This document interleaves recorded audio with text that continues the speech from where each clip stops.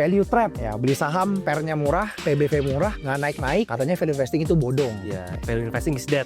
Namanya trap berarti nggak ada value. Orang-orang bilang value trap kenapa? Karena dia cuma lihat satu rasio, Jo. Nah inilah kenapa kita di Ting nggak bisa cuma ngeliat satu rasio, harus analisa bisnisnya secara menyeluruh, isi book value-nya apa, isi ekuitasnya apa, efisien nggak dia dalam memutarkan modalnya. Wah, kalau sekilas kita cuma lihat kayak gini langsung di-HK, Jo. Bahaya yang kayak gini-gini. Sekarang perusahaannya digadang-gadang katanya mau bangkrut. Banyak kasus. Iya. Ya, gaji karyawan katanya nggak dibayarin. Karena di mana uangmu berada, di situ hatimu berada.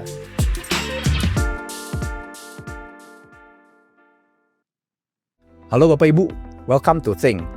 Mungkin Bapak Ibu banyak yang penasaran, benefit apa aja sih yang bisa didapetin kalau misalnya join ke Ting.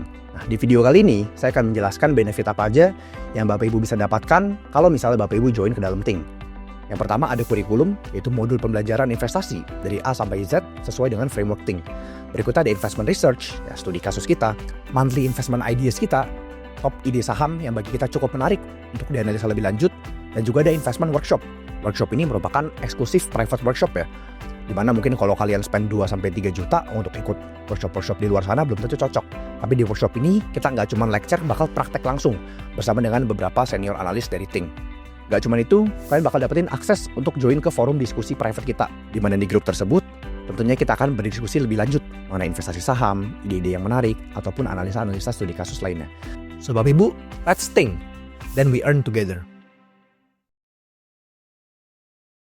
Halo teman-teman, welcome to Chatting. Hari ini sama Gani kita ingin bahas soal saham value investing suram. Iya, dibilang banyak trap. Value trap, ya beli saham pernya murah, PBV murah, nggak naik-naik. Katanya value investing itu bodong. Ya, value investing is dead. Is dead. Padahal salah.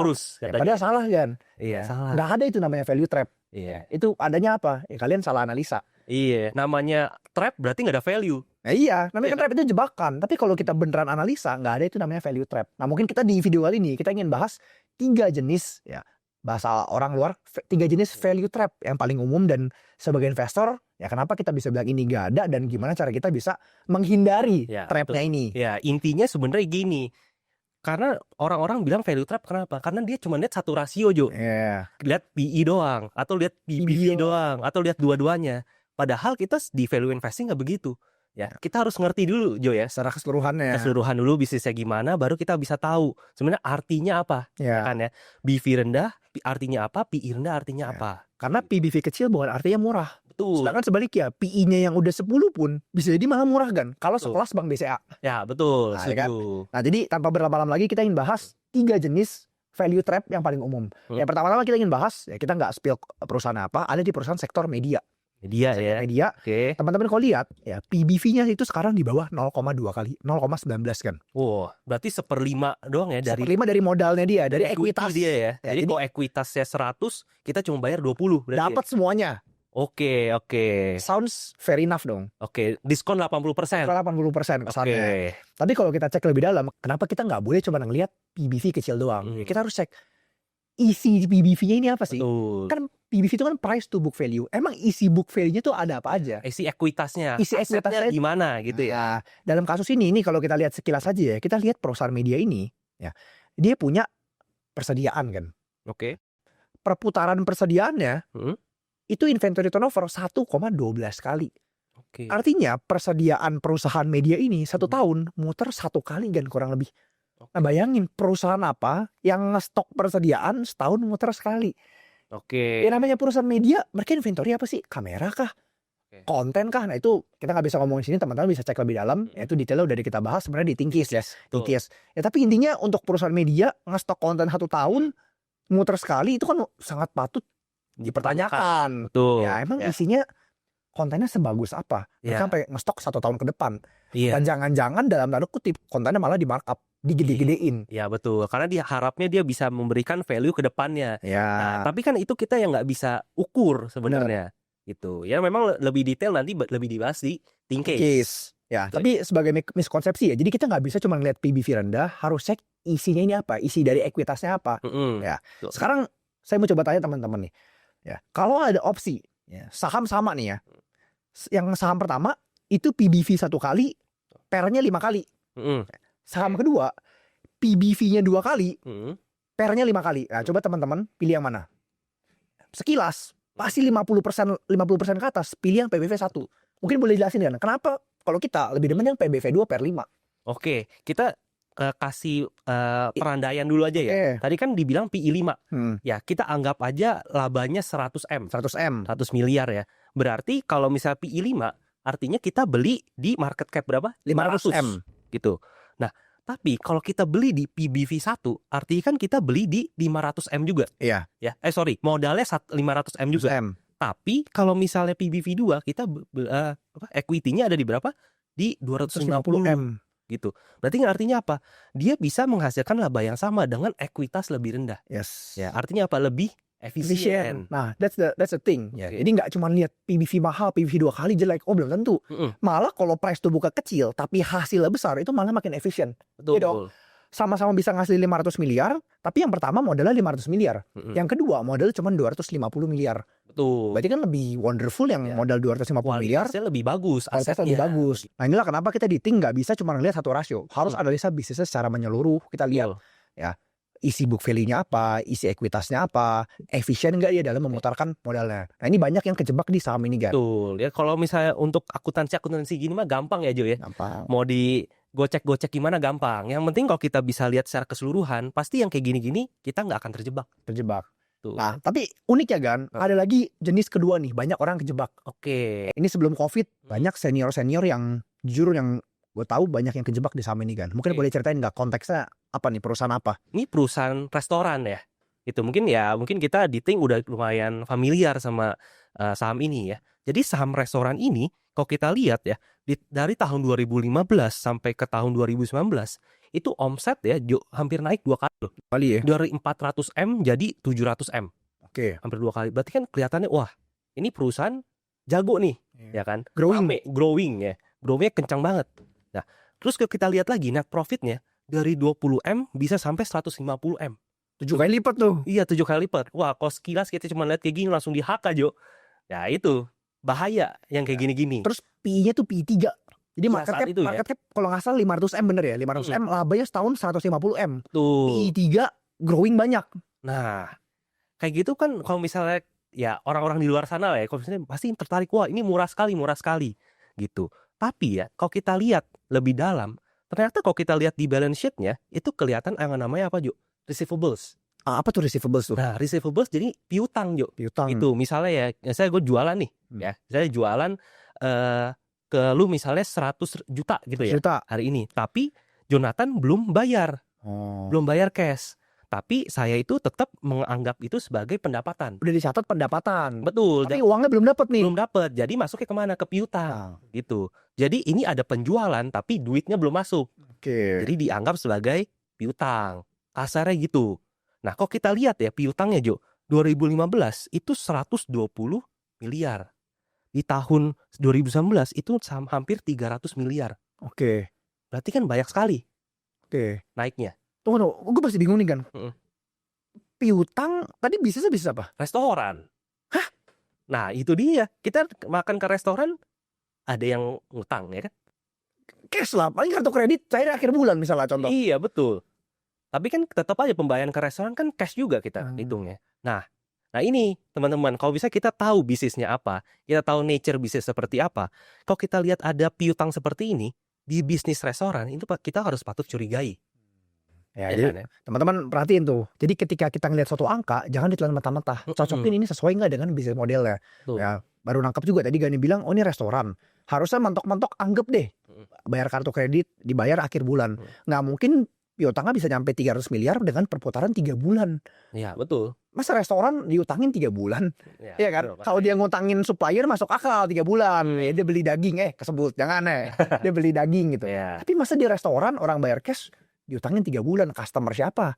Sedangkan yang beli kan retail. Betul, ya kita bayar cash juga gitu. Ya, makanya aneh sekali nih gitu ya. Nah, kalau misalnya kita udah analisa ya sampai segini, ya mungkin ini nggak dalam-dalam banget ya, Jo ya. Analisanya kita lihat aja dari receivables, kita cocokin sama model bisnis, loh kok aneh. Ada kayak gini. Nah, yang kayak gini-gini ya. Makanya kalau misalnya kita perhatiin nggak lama itu restorannya mulai tutup. Itu tuh kurang sehat lah. Ya, betul. Jadi pasti teman-teman kalau bilang udah beli saham pernya kecil, PBV-nya kecil, terus nggak naik-naik, turun malah cut loss atau malah disuspend, jangan bilang itu value trap. Ya, atau jangan-jangan memang perusahaan ini nggak ada value-nya. Iya, Ya kan? betul. Nah, atau kita satu contoh lagi boleh nih, atau contoh lagi, contoh ketiga. Ada perusahaan ya, itu omsetnya naik dan ini sebenarnya lagi happening, lagi banyak banget di berita-berita, katanya mau bangkrut, ya kan? Betul. Omset naik dari 680 juta US dollar jadi 1,2 miliar US dollar. 2016 ke 2020 omset naik kan. Tapi cash flow-nya negatif, 130 juta US dollar atau minus 1,8 triliun cash flow-nya. Jadi dia bisa jualan tapi ngatur cash flow-nya berantakan. Nah, hasilnya gimana, Gan? Nah, kita lihat aja ya, sekarang perusahaannya digadang-gadang katanya mau bangkrut. Banyak kasus. Iya. Ya, gaji karyawan katanya nggak dibayarin gitu. PHK. Ya, betul. Padahal kalau kita lihat ini dulu PE-nya bisa murah, PBV ya. Iya, PE di bawah 3. PBV 0,2 0,3 juga. Ya iya, itu ya kalau sekilas kita cuma lihat itu di HK itu bahaya. Sama kayak tadi. Gitu ya. Dia bisa jualan tapi nggak bisa manage perputaran dengan baik. Ya, betul. Memang kita harus lihat lebih dalam ya, apakah ini dia stok inventory apa segala macem.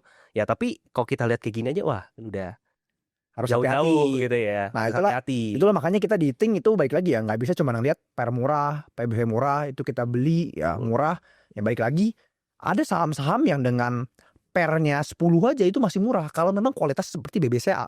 Sedangkan sebaliknya seperti 3 saham yang kita mention tadi ya, per 3 aja mungkin kita nggak mau sentuh pasti kan. Iya, betul. Ya, karena kalau misalnya kita beli per 3 nih, habis kita beli harga sama turun 50% lagi, makin murah lagi. Jadi per harus setengah. Brain average dan apa malah gemeter? Iya. Malah gemeter karena kita nggak tahu nih benar-benar isi kualitasnya seperti apa. Betul, ya kan? Ya. Baik lagi, kita sebagai investor nggak boleh ngelihat satu rasio itu dan mengambil suatu kesimpulan. Kita harus ngelihat bisnisnya secara menyeluruh. Ya, baik lagi kita percaya suatu bisnis itu bisa kita lihat ya ataupun kita nilai dengan kita melihat capital allocation-nya.